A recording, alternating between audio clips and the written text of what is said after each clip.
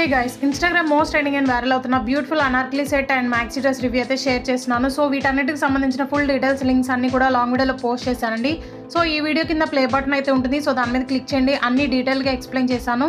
With links అన్ని కూడా ఉన్నాయన్నమాట.